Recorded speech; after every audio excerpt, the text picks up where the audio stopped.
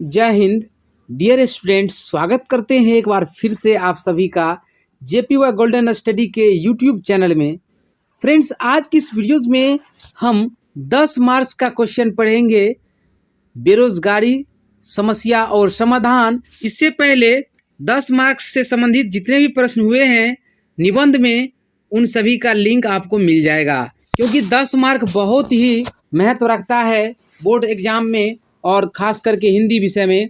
तो चलिए शुरू करते हैं। भूमिका में क्या है यहाँ पर, आज हिंदुस्तान के सामने अनेक समस्याएं चट्टान बनकर खड़ी हैं। आज भारत के सामने अनेक समस्याएं चट्टान बनकर खड़ी हैं। उनमें से प्रमुख समस्या है क्या? बेरोजगारी। बेरोजगारी, गांधी जी ने इसे समस्याओं की समस्या कहा था। महात्मा गांधी जी ने इसे समस्याओं की समस्या कहा था। अर्थात बेरोजगारी को समस्याओं की समस्या गांधी जी ने कहा था। यह समस्या समूचे देश या पूरे भारत देश में बोल सकते हैं व्याप्त है। यह समस्या यानी बेरोजगारी की समस्या पूरे भारत देश में व्याप्त है।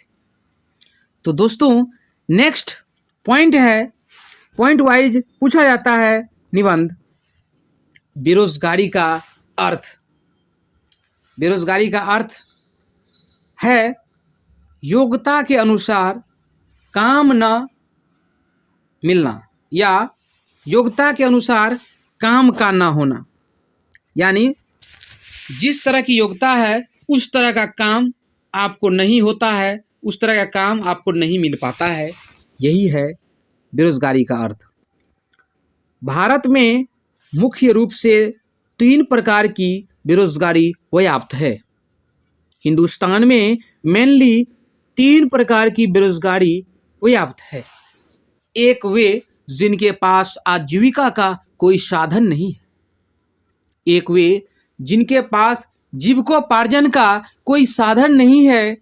दूसरे, जिनके पास कुछ समय काम होता है, परंतु मौसम का समय समाप्त होते ही वे बेकार हो जाते हैं। सुने होंगे सीजन वाइज ही कुछ व्यक्तियों को काम मिल रहे हैं, लेकिन सीजन खत्म हुआ, काम खत्म। ये समस्याएं आप जरूर सुने होंगे। दूसरे, जिनके पास कुछ समय काम होता है बट मौसम का, सीजन का समय समाप्त होते ही वे बेकार हो जाते हैं। ये आंशिक बेरोजगार कहलाते हैं ऐसे व्यक्ति। तीसरे, वे जिन्हें योग्यता के अनुसार काम न मिला।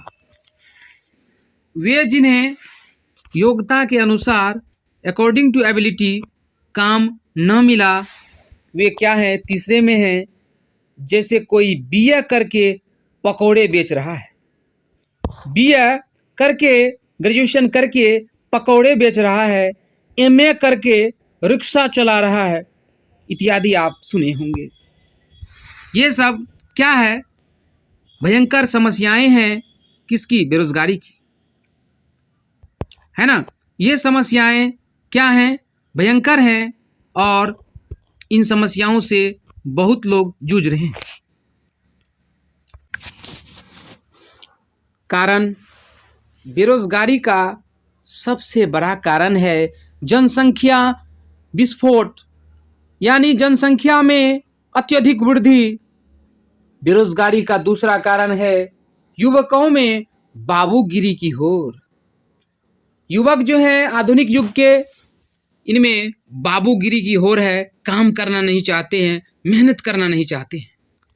कुछ नवयुवक शारीरिक मेहनत करने में अपना अपमान समझते हैं और ये सोचते हैं कि हमारी बेइज्जती हो जाएगी हम शरीर से कोई काम करें तो। कुछ, मैं सभी युवकों की बात नहीं कर रहा हूँ, कुछ युवक जो बेरोजगार हैं उनका ये भी कारण है कि शरीर से मेहनत करना नहीं चाहते हैं। इसका तीसरा सबसे बड़ा कारण है दूषित शिक्षा प्रणाली। दूषित शिक्षा प्रणाली, व्यावसायिक प्रशिक्षण का हमारी शिक्षा में अभाव है। व्यावसायिक प्रशिक्षण का, ट्रेनिंग का हमारी एजुकेशन में अभाव है और इस कारण से भी बहुत सारे लोग, बहुत सारे युवक बेरोजगार हैं। ये भी आप नीचे लिख सकते हैं। दुष्परिणाम, बेरोजगारी का दुष्परिणाम क्या होता है? बेरोजगारी का दुष्परिणाम अति भयंकर है। खाली दिमाग शैतान का घर, सुने होंगे आप, खाली दिमाग शैतान का घर। बेरोजगार युवक कुछ भी गलत सलत करने पर उतारू हो जाते हैं। जो बेरोजगार युवक हैं कुछ भी गलत सलत करने पर उतारू हो जाते हैं, जैसे चोरी, डकैती, लूटपाट इत्यादि गतिविधियों में खुद को शामिल कर लेते हैं। जैसे गलत सलत कार्य में क्या क्या है? चोरी, डकैती, लूटपाट इत्यादि गतिविधियों में खुद को शामिल कर लेते हैं। ये क्या है? दुष्परिणाम है। नेक्स्ट पॉइंट है समाधान। बेरोजगारी का समाधान तभी हो सकता है जब जनसंख्या पर रोक लगाई जाए, यानी पॉपुलेशन कंट्रोल की जाए। गवर्नमेंट को चाहिए कि लघु तथा कुटीर उद्योगों को प्रोत्साहन दें। सरकार को चाहिए कि लघु तथा कुटीर उद्योगों को प्रोत्साहन दें, जिनसे रोजगार के अवसर पैदा हो।